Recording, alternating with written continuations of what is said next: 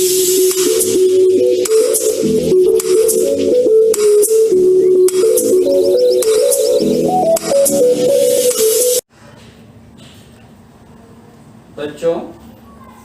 आज इस वीडियो में, गणित की इस वीडियो में आपको घातांक तथा घनमूल संबंधित जानकारी हम देंगे, जिसमें आपको घातांक और उनके नियम का अध्ययन किया जाएगा।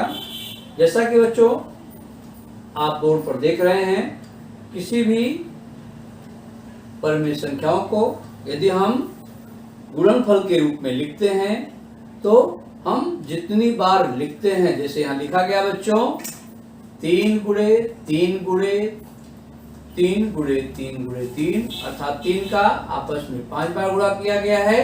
तो हम बच्चों इसको गुणन रूपी संख्या को संक्षेप में 3 पर घात 5 कितनी बार है, यह 5 बार है, तो हम 3 पर घात 5 अर्थात इस तरह से लिख सकते हैं बच्चों।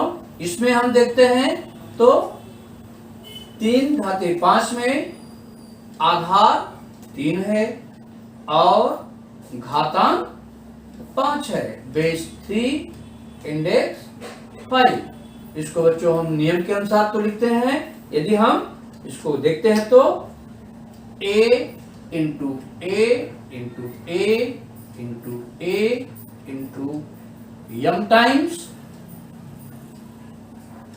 टाइम्स हो गया, यानी जितनी बार होता है बराबर हम देखते हैं तो a पर घात यम, अर्थात यह हमारा नियम होता है बच्चों। तो हम जितनी बार गुणा करेंगे, यम बार गुणा किए हैं यम टाइम्स, तो a पर घात यम हो गया। तो इसी आधार पर बच्चों हम आगे बढ़ते हैं। तो laws of indices, a any rational number, यानी ए परिमेय संख्या है, कोई भी परिमेय संख्या है तो उसमें यम एंड एन आर इंटीजर्स, अर्थात यम और एन कोई प्राकृतिक संख्या होती है, तब हम a to power m into a to power n equal to a to power m plus n, अर्थात बच्चों यहाँ हम देखते हैं समान आधार वाली घातांक युक्त संख्याओं के गुणनफल के नियम में यदि समान आधार है तो उनके घात को हम जोड़ देते हैं और उसे हम आधार के रूप में लिख लेते हैं।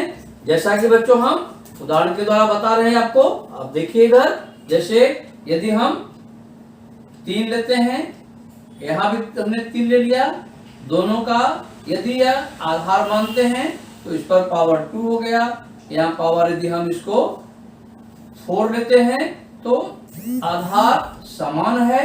आधार जब समान है बच्चों तो हम क्या करेंगे, आधार को हम लिख लेते हैं और उनके घातांक को अर्थात घात को हम एक दूसरे से जोड़ देते हैं, अर्थात इसका मान क्या होगा बच्चों 3 टू पावर 6, यानी आधार वही है, घातांक अर्थात दोनों के घातों का योग। ऐसे बच्चों यदि हम और उदाहरण में चलते हैं तो x टू पावर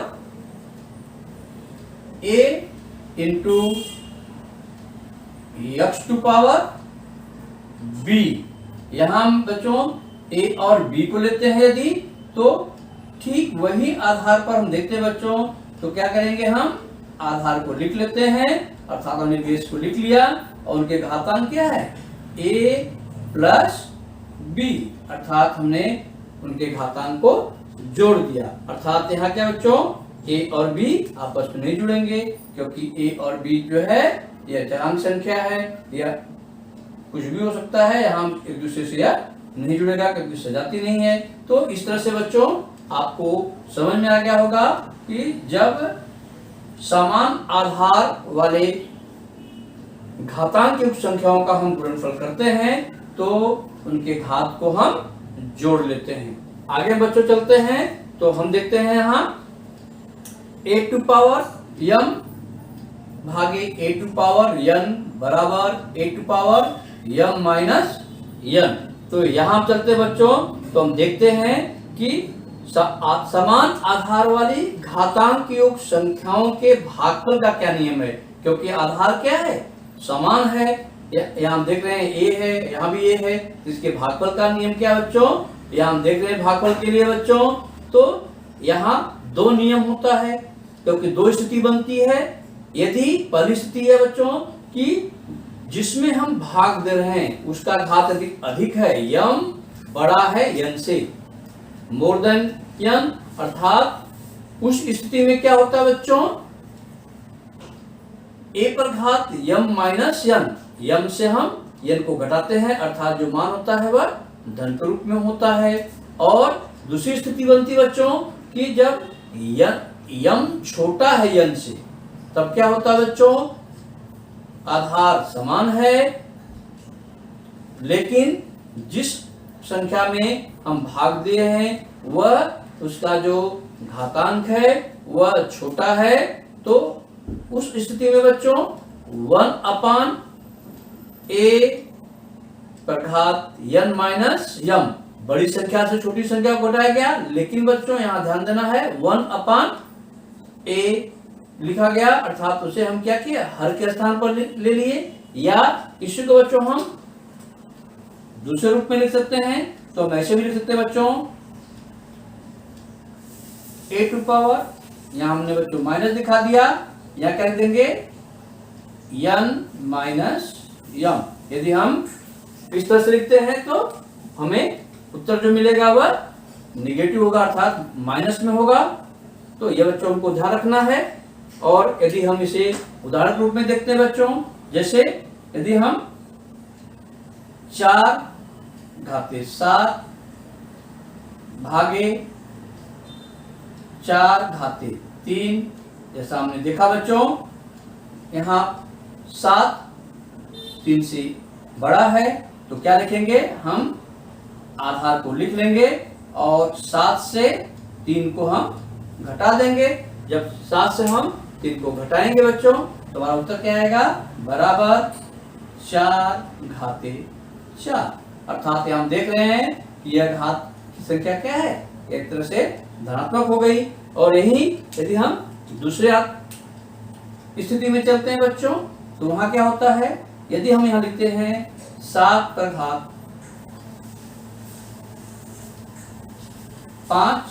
अर्थात 7/5 भागे 7/8, तो यहां हम देखते हैं बच्चों, पहला जो घात है 5 वह छोटा है, दूसरा घात क्या है, बड़ा है, m छोटा है n से। तो इसमें क्या होगा बच्चों, हम लिखेंगे 7/5 -8/5। तो यह हमारा उत्तर होगा यदि हम सीधे लिखते हैं, यानी 7/3। अर्थात उत्तर क्या होगा बच्चों, बड़े घात से छोटे को घात को घटा करके हम उसे ऋण के चिन्ह में लिखेंगे। या बच्चों इसी को हम और दूसरे ढंग से कैसे लिख सकते हैं बच्चों, जैसा कि आपको बताया गया है कि 1/7/8-5। इसका उत्तर क्या होगा बच्चों, 1/7/3। यही बच्चों यदि ऊपर जाएगा अर्थात क्या होगा, वह ऋण रूप में हो जाएगा। तो इस तरह से बच्चों आपको समझ में आ गया होगा कि जब हम समान आधार वाली घातांक वाली संख्याओं के भागफल में देखते हैं, जब पहली संख्या में अर्थात m बड़ा है n से, तो a⁻m-n अर्थात उत्तर हमारा धनात्मक है। यदि m छोटा है n से, तो हमारा उत्तर क्या होगा, ऋणात्मक में होगा। या हम 1/a⁻n-m अर्थात यहाँ हम 1/, करेंगे तो हमारा उत्तर जो है घात क्या होगा, धन के रूप में, अर्थात 1/, करेंगे तो धन के रूप में होगा। तो अब हम आगे चलते हैं बच्चों, तो अगला प्रश्न में चलते हैं, नियम में चलते हैं बच्चों। तो उसमें देखते हैं जब संख्याओं के गुणनफल के घात के नियम में हम आगे बढ़ते हैं। तो यहाँ हम देखते हैं बच्चों, ए और बी परिमेय संख्या है, ए और बी, उस पर यम कोई धनात्मक पूर्णांक है। तो उस तरह से यदि धनात्मक पूर्णांक संख्या है तो इसके में हम चलते हैं तो देखते हैं ए गुणे बी पर घात यम, अर्थात ए, जैसा कि मैंने बताया कि ए और बी कोई भी परिमेय संख्या और यम कोई भी धनात्मक पूर्णांक हो तो हम क्या करते हैं, ए पर घात यम गुणे बी पर घात यम, अर्थात दोनों को हम समान घात होता है। यदि इसको उदाहरण के रूप में चलते हैं बच्चों, आपको यदि यह उदाहरण के रूप में हम देखते हैं तो क्या होता है, जैसे हमने लिख दिया x गुणे y, अर्थात यह दोनों वही बातें हैं। तो यदि हम यहाँ लिख दिया घात 7 तो हम क्या लिखेंगे बच्चों, x घाते 7 गुणे y घाते 7, अर्थात यह हमारा उत्तर हुआ। या अगला उदाहरण देखिए बच्चों, जैसे 7 गुणे 9 पर घात 5, तो इसमें क्या होगा बच्चों, यदि हम नियम को देखते हैं तो 7 पर घात 5, 7 पर घात क्या होगा 5 गुणे 9 पर घात 5। तो यह बच्चों हमने आपको बताया कि संख्याओं के गुणनफल के घात का नियम, अर्थात जिसमें यदि a तथा b कोई भी परिमेय संख्या और यम कोई धनात्मक पूर्णांक हो। तो आगे हम चलते हैं बच्चों, यदि कोई भी पूर्णांक संख्या है, अर्थात वहां हम देखते हैं बच्चों उस पर घात कितना है, 0 है, अर्थात यहाँ घात 0 होने का मतलब बच्चों उसका मान क्या होगा, किसी भी संख्या पर यदि घात को हम 0 लिखते हैं तो उसका मान 1 होता है, अर्थात 0 घात वाली, यह नियम क्या बच्चों कि 0 घातांक वाली शून्येतर परिमेय संख्या का मान हमेशा 1 होता है। तो यहाँ 0 घात वाली शून्येतर परिमेय संख्या यदि a क्या है, एक शून्येतर परिमेय संख्या हो तो हम देखते हैं a to power 0 equal to 1। इसमें बच्चों कोई भी संख्या हम लेते हैं, यदि हम 100 को भी ले लेते हैं बच्चों, यदि हम उस पर घात हम 0 लिखते हैं तो वह मान क्या हो जाएगा, 1 ही होगा। या कोई भी संख्या यदि हम x पर घात 0 लिखते हैं इसका मान क्या होगा, 1 ही होगा। अर्थात यहाँ बच्चों हमने आपको बताया कि 0 घात वाली शून्येतर परिमेय संख्या का मान ज्ञात करते समय यदि a कोई शून्येतर परिमेय संख्या हो तो a पर घात 0 बराबर 1 होता है। आगे बच्चों हम बताते हैं कि a पर घात 1 केवल a के रूप में लिखते हैं, अर्थात उसका मान a होता है। जैसे प्रश्न आता है बच्चों, हम x पर घात 1 लिख दिया, जैसे यहाँ आपके दिमाग में बच्चों प्रश्न आएगा कि जब a पर घात 0 है तो मान 1 है, यदि a पर घात 1 होगा तो मान क्या होगा। तो बच्चों हम उसे वैसे लिख लेते हैं, जैसे यहाँ क्या हो जाएगा x, या कोई भी संख्या ले लेते हैं 14 का घात 1, अर्थात उसका मान क्या होगा 14। तो यह बच्चों किसी भी संख्या पर यदि हम दूसरे वे में करते हैं तो किसी भी संख्या पर कोई घात नहीं दिखाई गई है, अर्थात उस पर घात कितना होता है, 1 छिपा होता है। या हम यह कर सकते हैं किसी भी संख्या पर 1 घात है तो उसका मान वही संख्या होती है। तो यह बच्चों आपके नियम हो गया।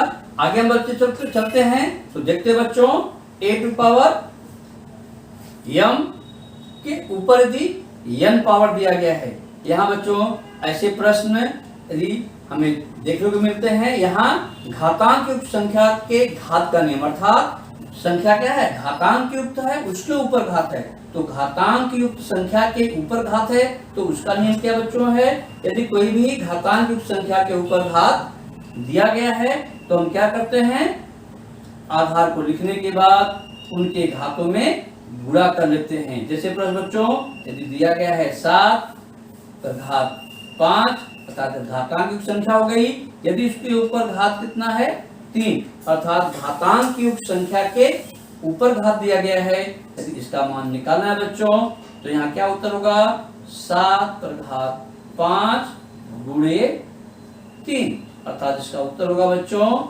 7 पर घात 5 का गुणा हम 3 में करेंगे, उत्तर हमारा कितना जाएगा 15। ये हमारा प्रश्न हुआ। दूसरा प्रश्न बच्चों, यदि हम दूसरे वे में देखते हैं तो यदि यहाँ x पर घात 7 दिया गया है, इस पर घात यदि हम 3 देते हैं या हम कोई भी घात लेते हैं, यदि हम 5 भी ले लेते हैं तो इसका उत्तर क्या होगा बच्चों, हम नियम को देखते हैं अर्थात यहाँ घातांक युक्त जो संख्या है उसके ऊपर घात है। यदि a कोई परिमेय संख्या हो, a कोई परिमेय संख्या हो और उसके ऊपर जो घात दिए गए हैं यम और यन, यह कोई भी धनात्मक पूर्णांक संख्या होती है तो उन दोनों संख्याओं का गुणनफल वह उसकी घातांक के रूप में जाता है। अर्थात हम यहाँ देखते हैं बच्चों कि a जो है यह a एक परिमेय संख्या है, यम और यन कोई भी धनात्मक पूर्णांक संख्या है तो a पर घात यम गुणे यन अर्थात ऐसे ही x को घात 7 पर घात 5 अर्थात बच्चों होता है उत्तर क्या होगा x पर घात देखते हैं तो 7 गुणे 5 अर्थात हम देखते हैं बच्चों कि दोनों का हमने गुणा कर लिया, यह उत्तर होगा x 7 का 5 गुणा होगा बच्चों 35। अर्थात इस तरह से बच्चों आपको समझ में आ गया होगा कि यदि कोई भी संख्याओं का यदि देखते हैं घातांक युक्त संख्या का घात का नियम हो गया बच्चों। आगे हम चलते हैं बच्चों, अगला प्रश्न है यदि ऋणात्मक घातांक को धनात्मक घातांक में कैसे हम रूपांतरित करते हैं। यह नियम है बच्चों, यदि a कोई परिमेय संख्या है और यम कोई पूर्णांक युक्त संख्या हो तो किस तरह से हम ऋणात्मक घातांक को धनात्मक घातांक के रूप में परिवर्तित करेंगे। अर्थात ऐसी स्थिति में बच्चों हम क्या करते हैं 1 अर्थात यहाँ हमने जैसे 7 पर घात दिया गया है 7 पर घात ऋण 5 अर्थात इस तरह से हम देख रहे हैं बच्चों यहाँ जो है घातांक क्या है ऋणात्मक घातांक है। यदि इसको हमको धनात्मक घातांक में बदलना है तो क्या करेंगे 1/7 पर घात 5 अर्थात यह क्या हो जाएगा हमारा धनात्मक पूर्णांक संख्या के रूप में अर्थात यहाँ घात क्या हुआ धनात्मक घात के रूप में हो गया। यदि बच्चों यहाँ हम देखते हैं a और a पर घात ऋण 1 एक दूसरे का गुणात्मक प्रतिलोम है। यदि हम यह करते हैं तो a और a पर घात ऋण 1 यह क्या है गुणात्मक प्रतिलोम है, एक दूसरे का क्या है गुणात्मक प्रतिलोम, यह गुणात्मक प्रतिलोम है। तो ऐसी स्थितियों में बच्चों हम क्या करेंगे, ऐसी स्थितियों में हम देखते हैं तो 1 गुणे 1/a बराबर 1 अर्थात a तथा a पर घात ऋण 1 एक दूसरे के गुणात्मक प्रतिलोम है। तो इस स्थिति में हम यह भी कर सकते हैं बच्चों कि 1 गुणे a पर घात ऋण 1 बराबर 1 होता है। अर्थात इसी को हम क्या कर सकते हैं 1 गुणे 1/a बराबर 1। तो यह बच्चों आपको स्पष्ट हो गया होगा कि जब हम किसी भी संख्या के गुणात्मक प्रतिलोम का आपस में गुणा करते हैं तो उसका मान क्या होता है 1 होता है। अर्थात एक दूसरे के गुणात्मक प्रतिलोम है तो इसलिए उनका गुणनफल क्या होगा 1 होगा। आगे हम बच्चों चलते हैं तो दूसरे उदाहरण पर आगे चलते हैं। यहाँ हम देखते हैं बच्चों कि अगला प्रश्न है यदि a/b पर घात यम दिया गया है तो ऐसे स्थिति में बच्चों हम क्या करते हैं, ऐसी स्थिति में हम यदि a/b के रूप में कोई संख्या के घात का नियम होता है तो यदि a/b कोई परिमेय संख्या है अर्थात यह a/b यदि कोई परिमेय संख्या है और यम उस पर धनात्मक पूर्णांक हो तो ऐसी स्थिति में बच्चों a/b पर घात यम बराबर a पर घात यम b पर घात यम। अर्थात यहाँ बच्चों यह नियम किसके लिए हो गया कि a/b के रूप वाली संख्या के घातों का नियम हुआ बच्चों। तो a बटे b के रूप वाली संख्या के घातों में यदि a बटे b कोई भी परिमेय संख्या तथा m कोई भी पूर्णांक धनात्मक पूर्णांक हो तो a बटे b पर घात m बराबर a पर घात m बटे b पर घात m। इसके लिए बच्चों जैसे कोई प्रश्न दिया गया है 10 बटे 15 पर घात 4, तो यह उत्तर होगा बच्चों 10 पर घात 4 बटे 15 पर घात 4। या हम इसको दूसरी तरह से देखते हैं बच्चों, कोई भी संख्या है x बटे y, या हम कर सकते हैं 3x बटे 5y पर घात 2, अर्थात हम क्या करेंगे बच्चों, इसका मान होगा 3x पर घात 2 बटे 5y पर घात 2। इस तरह से बच्चों ये आपको मालूम हो गया कि यदि a बटे b के रूप में, यहाँ क्या है, यदि a बटे b के रूप में संख्या को घात का नियम लिखना है तो बच्चों उसमें हम यदि m भी कोई धनात्मक पूर्णांक हो तो हम कैसे लिखेंगे, a बटे b पर घात m बराबर a पर घात m बटे b पर घात m। आगे हम चलते बच्चों, ठीक उसके दूसरे वे में चलते हैं। तो यहाँ क्या लिखा गया बच्चों, a बटे b पर घात m, यदि उसमें हम धनात्मक रूप में लिखना है तो b बटे a पर घात m होगा। अर्थात इसमें बच्चों उदाहरण में देखते हैं, यदि 7 बटे 8 पर घात, यदि किसी भी परिमेय a बटे b परिमेय संख्या है उस पर जो है ऋणात्मक घातांक है तो उसको हमें ये धनात्मक घातांक के रूप में लिखना है। तो हम क्या करेंगे, ऐसे कंडीशन में यहाँ क्या करेंगे, हम यह उसका हम गुणात्मक प्रतिलोम लिख देंगे, अर्थात 8 बटे 7 हो गया, बटे पर घात कितना हो जाएगा, धन अर्थात 4। तो यह बच्चों हमें यह मालूम हो गया कि यदि a बटे b कोई भी परिमेय संख्या है उस पर जो घातांक क्या है, यदि वह ऋणात्मक घातांक के रूप में है उसे हमें धनात्मक घातांक के रूप में लिखना है तो हमें b बटे a अर्थात उसका गुणात्मक प्रतिलोम a बटे b का गुणात्मक प्रतिलोम b बटे a होता है पर घात m, अर्थात हम धन के रूप में लिखेंगे। अब बच्चों आपको यहाँ एक प्रश्न समझ में आता होगा, आपको दिमाग में कंफ्यूजन बढ़ता होगा, यानी गुणात्मक प्रतिलोम। तो बच्चों दो शब्द होता है, एक होता है गुणात्मक प्रतिलोम, दूसरा होता है योगात्मक प्रतिलोम। तो गुणात्मक प्रतिलोम का मतलब होता है बच्चों कि जिन दो संख्याओं का गुणनफल एक होता है उसे हम गुणात्मक प्रतिलोम कहते हैं, वह एक दूसरे का गुणात्मक प्रतिलोम कराता है। जैसे यहाँ हम यदि आपको थोड़ा सा बता दे बच्चों कि यह घातांक के थोड़ा सा नियम में तो नहीं है, लेकिन तो आपको एक जानकारी के लिए बताता हूँ। जैसे a बटे b का गुणात्मक प्रतिलोम में लिखना है तो a बटे b का गुणात्मक प्रतिलोम हमने बताया ना कि अंश का हर और हर का अंश कर देते हैं, तो b बटे a किसी भी संख्या का हमें गुणात्मक प्रतिलोम लिखना है बच्चों तो हमें तुरंत अंश के स्थान की संख्या को हर के स्थान पर और हर के स्थान की संख्या को अंश के स्थान पर करते हैं। यह हम देखते हैं बच्चों, दोनों का यदि हम आपस में गुणा करते हैं तो गुणा करने पर यह संख्या का मान क्या होता है, 1 हो जाता है। अर्थात यह a बटे b और b बटे a एक दूसरे के परस्पर गुणात्मक प्रतिलोम है। आपके दिमाग पे एक बात और आती होगी बच्चों कि पूर्णांक संख्या के रूप में लिखा गया हो, जैसे हम यहाँ 4 के रूप में लिखते हैं तो 4 लिखते हैं तो 4 का क्या होगा गुणात्मक प्रतिलोम, तो हम क्या करते हैं बच्चों 4 गुणे 4 बटे 1 मान लेते हैं, क्योंकि यहाँ नीचे आधा कोई भी अंश नहीं है तो बटे 1 हो गया, तो 4 बटे 1 बटे 4 लिख देंगे।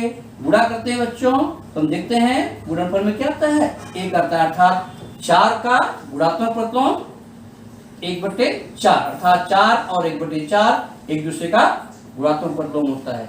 तो इस तरह से बच्चों आपके समझ में गुणात्मक प्रतिलोम आया होगा कि कोई भी संख्या का गुणात्मक प्रतिलोम का मतलब होता है अंश और हर को उसको हम बदल देते हैं। योगात्मक प्रथम की भी बात किया बच्चों। यहाँ तो योगात्मक प्रथम की बात नहीं है, लेकिन फिर भी आपको मैं बताता हूँ। यह सब आपको बार बार गणती शब्द है, आपको मिलता होगा। योगात्मक प्रथम का मतलब होता है जब दो संख्याओं का योगफल शून्य हो, तो ऐसी स्थिति में वे दोनों संख्याएं एक दूसरे के योगात्मक प्रतिलोम कराते हैं। अर्थात जैसे बच्चों कोई भी संख्या हम लेते हैं, उसके चिन्ह को बदल देते हैं। तो अपने आप पे ठीक है बच्चों, किसी भी संख्या का हमें योगात्मक प्रतिलोम पूछा जाता है तो आप तुरंत उसके चिन्ह को बदल दो। यदि वो हमें ऋणात्मक संख्या का योगात्मक प्रतिलोम हमेशा धनात्मक संख्या होती है, और किसी भी धनात्मक संख्या का योगात्मक संख्या हमेशा योगात्मक प्रतिलोम संख्या हमेशा वही संख्या का ऋणात्मक रूप में होता है। तो बच्चों आपको समझ में आ गया होगा, योगात्मक प्रतिलोम में संख्या का धनात्मक का ऋणात्मक एक दूसरे के योगात्मक प्रतिलोम होते हैं। और ऋणात्मक प्रतिलोम में बच्चों हम किसी संख्या को लेते हैं, अंश और हर को बदल देते हैं, तो वे दोनों संख्याएं एक दूसरे के गुणात्मक प्रतिलोम होती है। अब बच्चों हम पुनः अपने मुद्दे पर आते हैं, घातांक और घनमूल की बात करते हैं। जैसा कि आपको हमने बता दिया बच्चों, किसी भी संख्या को हम जितनी बार, अर्थात कोई भी परिमेय संख्या हम लेते हैं, यदि ये परिमेय संख्या है उसकी गुणा जितनी बार करते हैं उसके ऊपर उतना घात हम लिख देते हैं। जिस पर घात लिखा जाता है वह बच्चों आधार होता है, और जो घात के रूप में होता है वह घातांक होता है। अब नियम में आते बच्चों, यदि a कोई भी परिमेय संख्या है, m और n वह पूर्णांक रूप में है। बच्चों आशा करता हूं कि आप सभी यह टॉपिक समझ गए होंगे। एजुकेशन बाय एके की नई नई वीडियो को देखने के लिए हमारे YouTube चैनल @_by_ak को लाइक, शेयर एंड सब्सक्राइब करें। साथ ही बेल आइकन को प्रेस करें ताकि आपको नए नए वीडियो का नोटिफिकेशन मिलता रहे। धन्यवाद।